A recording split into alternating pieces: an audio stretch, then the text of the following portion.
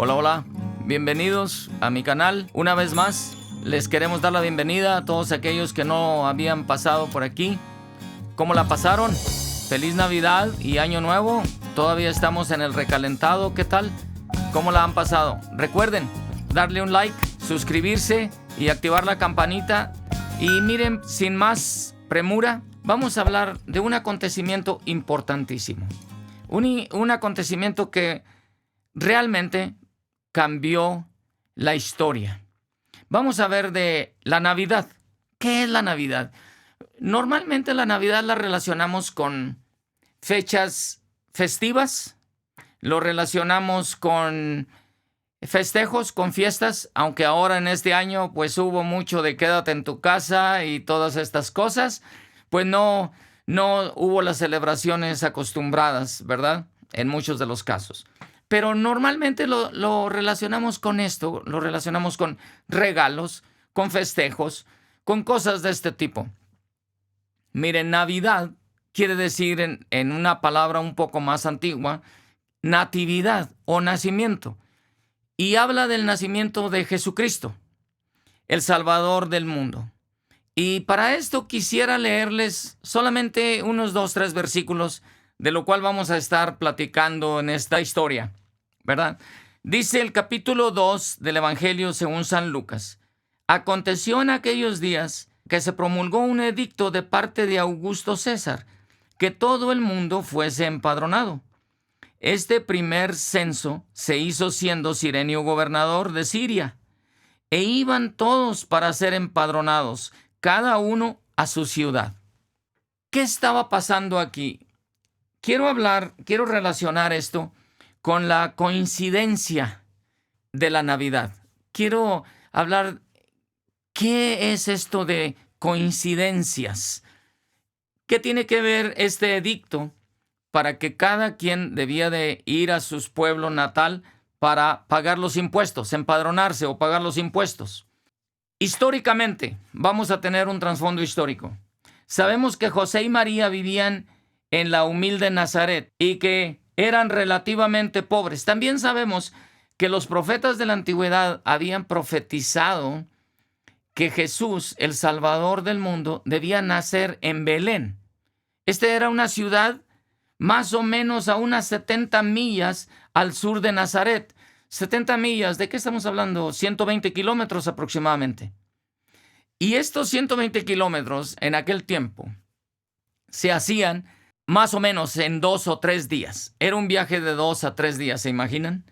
Hacer 100 kilómetros en 2 o 3 días, pero por supuesto, porque lo hacían a pie o lo hacían en caravana para cuidarse unos a otros y ayudarse unos a otros. El caso es, eran trayectos largos para ir caminando. En este caso, fueron al lomo de un burrito. Podríamos pensar que un ángel podía haber arreglado todo este asunto. Podríamos pensar que un ángel podía llegar y decir, vámonos, es tiempo de irnos, agarrar a José y María y llevárselos de una manera supernatural hasta Belén, y que esos 100 kilómetros se convirtieran en unos minutos. Pero note una cosa, aquí era necesario que varios acontecimientos se cumplieran previamente, que varios acontecimientos tomaran acción previo a que José y María llegaran a Belén de Judea. ¿Cuáles eran estos acontecimientos? Bueno, uno de ellos, tenía que estar Belén prácticamente atiborrada de gente. Tenía que estar sin lugar en algún mesón, sin lugar en algún hotel o en algún lugar de hospedaje. Todo esto tenía que irse exactamente cumpliendo.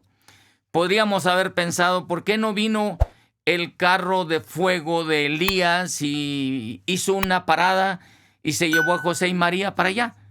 O que hubieran sido trasladados como en el libro de los Hechos, capítulo 8, donde después de haberle predicado Felipe al eunuco, fue trasladado de un lugar a otro. Pero no fue así. Lo que sucedió fue un paseo no muy grato en un burrito para una María bien embarazada. Y tenía que ir en esos viajes, aparte de peligrosos, porque pues siempre había oportunistas o asaltantes en el camino. Tenía que hacer el viaje en caravanas, en grupos, para cuidarse, apoyarse unos a los otros. Y aquí vemos a María al lomo de un burrito y a José caminando esos 2, 3 días. Digo, los que tienen idea de lo que es caminar un trayecto largo en un burrito, los burritos no tienen amortiguadores, entonces es muy cansado. Después de 4 o 5 horas que pueden caminar en un día, yo creo que ya estaban bastante agotados, y especialmente en el estado en el que se encontraba María. El caso es que cuando llegan, era de esperarse, no había lugar para ellos en el mesón. De repente Belén se encuentra atiborrada de gente porque los que vivían ahí o los que eran nativos de ahí habían salido a otras ciudades a buscar trabajo o a acomodarse, lo que fuera, pero curiosamente este edicto fue hecho y todos tenían que regresar a sus ciudades natales para pagar sus impuestos personalmente. Recordemos, no había los sistemas que tenemos ahora. Entonces, lo único que encontraron fue a espaldas del mesón un establo y encontraron un pesebre que le iba a servir de camita al bebé. Un establo, yo creo que nadie voluntariamente o intencionalmente escogería un lugar para dormir. Un establo es un lugar donde hay animales. Y donde hay animales, vacas y chivas y todo esto, pues no es exactamente los mejores olores. Pero el lugar donde comían ellos, los animales, pues se les llama pesebre o canoa, y ahí fue lo que se adaptó para que el bebito naciera. Total, llegó el alumbramiento y ahí fue el lugar, bastante incómodo, bastante humilde. Dios puso en el corazón de César Augusto el decreto, aunque él pensaba que él lo había decidido por él mismo. Pero Dios había ordenado estos acontecimientos. Inclusive, todas estas circunstancias fueron ordenadas por Dios. Y podríamos pensar nosotros, ¿por qué si el que iba a nacer era el Rey de Reyes, el Señor de Señores, el Salvador del mundo, por qué iba a nacer en una situación tan precaria como esta? Bueno, en el plan de Dios, la Biblia nos dice que Dios hace todas las cosas según el decreto de su voluntad. Y pensaríamos nosotros, ¿por qué? Y mucha gente se sigue preguntando, ¿por qué nació de una manera tan humilde, tan vulnerable? Siendo un bebito como cualquier otro bebito, es bastante posible que pueda haber algún altercado o algún problemita ahí. No hay doctores, no hay nada, y en un establo hay un montón de cosas de infección y cosas por el estilo. Pero mire, ese fue el lugar que Dios escogió para enviar a su Hijo al mundo, para salvarlo a usted y a mí. ¡Qué lugar tan especial! ¡Qué acontecimiento histórico tan interesante, que es capaz de cambiar la vida de las gentes! ¿Por qué este arreglo? ¿Por qué esta manera? Bueno, una de las cosas que la Biblia nos dice en Juan capítulo 3, el versículo 16, nos dice, porque de tal manera amó Dios al mundo, que Él, Dios, envió a su Hijo unigénito para que todo aquel que en Él crea no se pierda, sino que tenga vida eterna.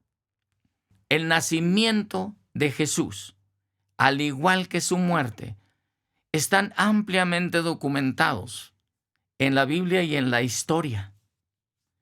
Pero si usted no lo tiene en su corazón, esa Navidad, ese nacimiento de Jesús, si no nace en su corazón, la historia no le va a ayudar a usted de mucho, porque usted no va a tener ese privilegio de ser llamado hijo de Dios a través de la fe en ese bebito que nació históricamente de una manera tan precaria, tan sencilla, tan común en aquel entonces.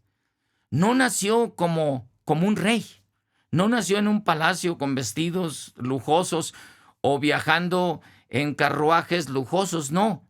Nació como un bebé común, a fin de identificarse con nosotros y poder así ser, como dice en la Biblia, nuestro sumo sacerdote, porque Él entiende perfectamente nuestras debilidades. Él nos comprende. En este año que pasó, seguro, por diferentes situaciones, algunos sufrimos pérdidas irreparables. Algunos sufrimos la pérdida de amigos, seres queridos y demás personas. Otros quizás pudieron hacer algo de negocio vendiendo algunas cosas, improvisando algo, pero a final de cuentas fue un año bastante atípico. Y viene la celebración de la Navidad y no hay mucho deseo a veces en las personas a decir, ¿cómo voy a celebrar con gusto después de lo que hemos pasado? Después de los encierros, después de las contaminaciones o enfermedades. Mire, Dios sigue teniendo el control. La Navidad celebramos el nacimiento de nuestro Salvador. Este nacimiento, para que tome efecto en su vida, tiene que nacer en su corazón, por la fe. Mas a todos los que le recibieron, a los que creen en su nombre, Dios les dio potestad o derecho de ser hechos hijos de Dios. Esto es la coincidencia de la Navidad, porque podríamos decir, ¿esto fue una coincidencia? ¿Que todo se armó para que Jesús naciera ahí? Bueno, podríamos decir, no fue una coincidencia común, fue la coincidencia de la Navidad o de la natividad, del nacimiento de ese bebé que eventualmente iba a ser crucificado por usted, por mí, por todo el género humano, para llevarnos y darnos salvación. Vamos a ir cerrando esta parte aquí, a ir dándole fin a esta charla con un par de preguntas o con una pregunta y algún pensamiento aquí. ¿Usted cree que es posible que la mano de Dios todavía funcione de manera coincidente hoy en día, tanto que nuestras vidas personales para traer más y más a Él sean ordenados por Dios? Que cada acontecimiento, que cada situación, incluyendo estas que acabamos de pasar o que estamos pasando todavía, sean ordenadas por Dios de tal manera de acercarlo más a usted y a mí, a Dios. Podríamos pensar, en otras palabras, déjeme repetirlo o ponerlo de esta forma, que todos estos acontecimientos de este año que pasó, por difíciles, dolorosos, tristes que hayan sido, ¿usted cree que fueron ordenados por Dios? Ahora, si es así, hay dos factores importantes. Uno, reconocemos de Dios el poder que tiene para seguir en control de toda la situación.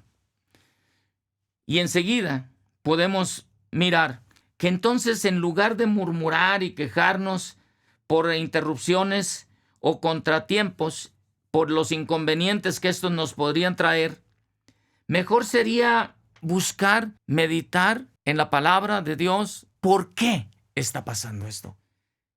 Y darle gracias porque usted y yo estamos vivos todavía. Porque usted y yo tenemos algo que comer ahí sobre la mesa. Y darle gracias porque no todos nuestros seres queridos se nos fueron. Algunos quizás. Pero darle gracias a Dios porque hoy salió el sol. Hoy puedo respirar. Darle gracias a Dios por lo que Él ordena. Cada uno de los acontecimientos está ordenado por Dios. Esto es lo que la Biblia dice. Todas las cosas ayudan a bien. Solamente es cuestión de ver cómo esto que estoy pasando hoy, mi enfermedad, mi salud, mi empleo, mi desempleo, mi ánimo, mi desánimo, cómo todo esto puede ser que Dios lo ordene. ¿Para qué? Y quizás no tengamos la respuesta para todo, pero una cosa podemos asegurarle. El Creador del cielo y la tierra sigue teniendo control sobre la pandemia, sobre cualquier situación. Solo es cuestión de que usted le reconozca y que esa Navidad que celebramos nazca en su corazón y usted adquiera esa esperanza de ser hecho hijo de Dios. Y entonces comienza a creer en Él y crecer en el conocimiento de Él y va a ver cómo va a ir cambiando todo en su vida. No todo está terminado. La pandemia no es más grande que Dios. El desempleo, la pobreza. Jesús nos mostró que Él nació en pobreza. Él no nació en riqueza. Él nos entiende. Él puede entender toda la vulnerabilidad que tenemos como seres humanos. Este año nos reveló tal cosa. Somos muy vulnerables. Con un virus que ni siquiera vemos, que ni siquiera sabemos gran cosa de él. Y nos pone, nos encierra, nos limita y hizo todo lo que ha hecho. Esperamos que este año 2021 que viene sea mejor. Pero si no, acuérdese, hay un camino, Jesús. Hay una vida, Jesús. Él es el camino, la verdad y la vida. Nadie viene al Padre si no es a través de Él. Ese niño que nació, el cual celebramos ahorita, arriba de 2000 años, eso es el que puede darle esperanza para continuar su vida con o sin limitantes, con o sin salud, con o sin trabajo, con o sin dinero, porque Él lo llena todo en todo. Mire, aquí le vamos a dejar por el día de hoy y queremos darle muchas gracias por pasar a mi canal.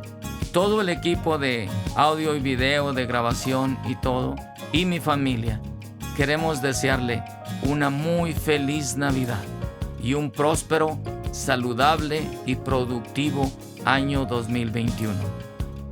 Que Dios le bendiga. Cuídese mucho. Adiós.